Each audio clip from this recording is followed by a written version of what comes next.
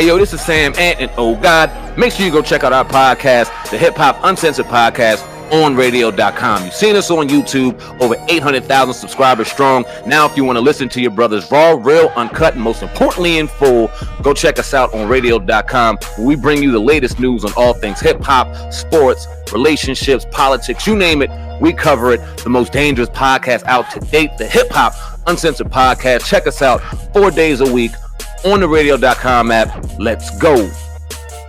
Did plead guilty to that charge, and once again, he can be facing up to 8 years. We'll keep you updated when sentencing date comes on November the 13th on that particular matter. You're tuned into the Hip Hop Uncensored Podcast this evening, family, with your brother Old God and SamAnt. Just a quick station identification break. I want everybody listening right now, if you're enjoying the content, you're enjoying the podcast, go ahead and hit that 5-star rating. We'll be remiss if you did not go ahead and hit that rating before we got out of here. Also, do not forget to subscribe. It's right on the screen. Go ahead and subscribe to the Hip Hop Uncensored Podcast right now, SamAnt. And we ready to get it in though. SamAnt, JD sat down, I think it was V103 out in Atlanta, and finally gave her an interview. After the other day, we talked about Funk Master Flex pretty much coming out on record and saying JD told him that Jay-Z pretty much said, don't deal with the NFL. Then Jay-Z turned around and dealt with the NFL. JD responded. Man, so after a week of everybody very supportive of Jay-Z, and you had a couple of people asking questions, but it was overwhelmingly support.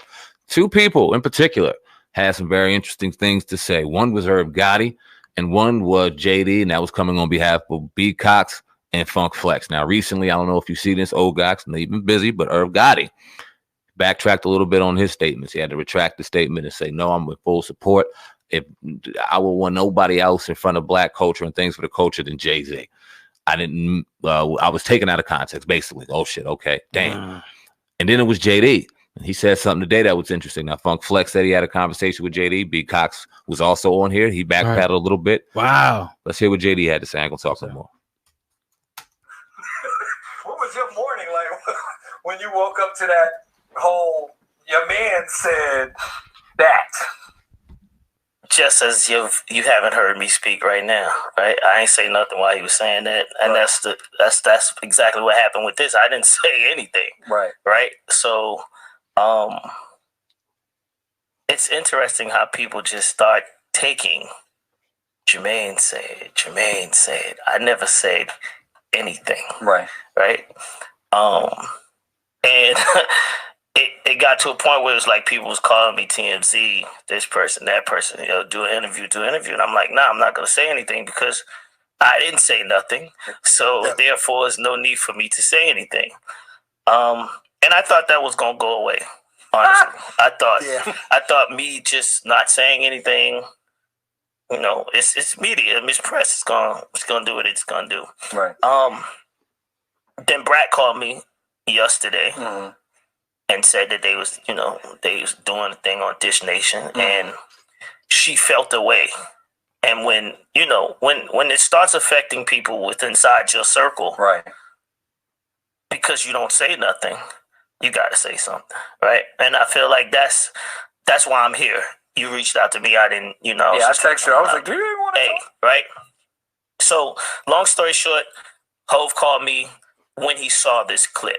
Right. And he called me and we talked about the clip. The reason I came up here today is to just make sure that I let everybody know he never told me don't do what I was doing. Okay. Right. And I think that's the part that I see Flex said confirmation. Everybody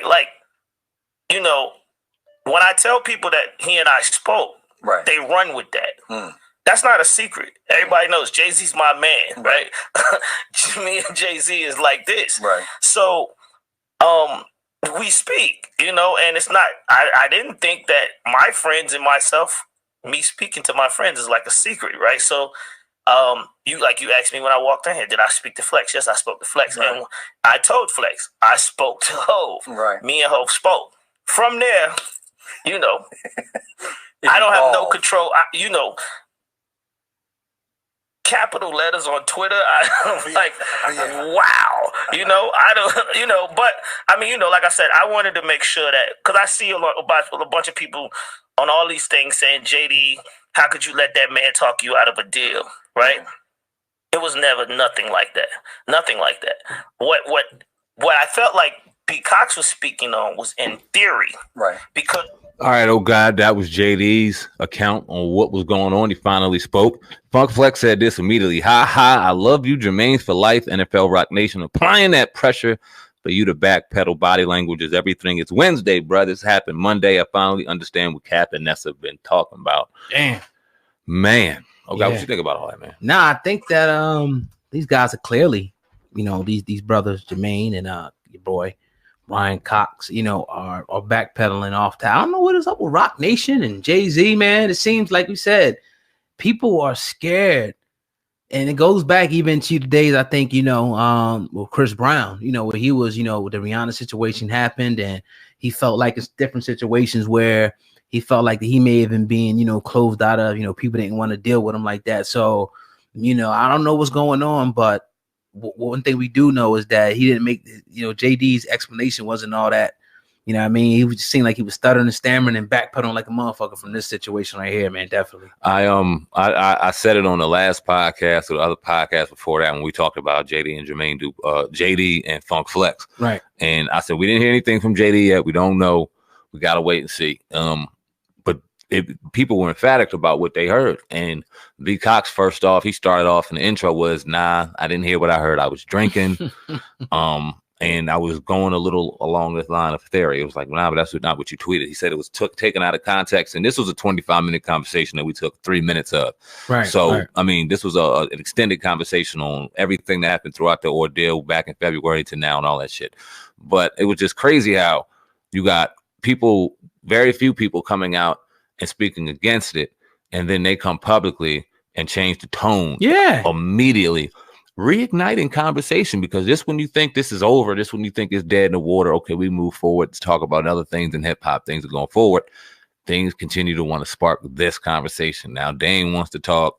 Now we see JD coming out and making a statement. Now he said it was because of the brat, she has a job to do, and now it's starting to affect her. We know the relationship between them, so now he has to speak. I don't know what to believe. Somebody is lying. Yeah. Now Funk Flex isn't going back on what he said, but Funk Flex has been known to kind of fabricate the truth sometimes. Funk Flex has been known to tell the truth sometimes. He was on Jay-Z's side when Dame Dash was talking shit and they were going against each other. We've talked about that and commentated that and had personal perspectives on that shit and all that. But now he seems to be going against Jay-Z in this situation. So I think, honestly, man, what I see here is I think that it definitely went down the way that Funk Master Flex. That's just my opinion. Say it went down.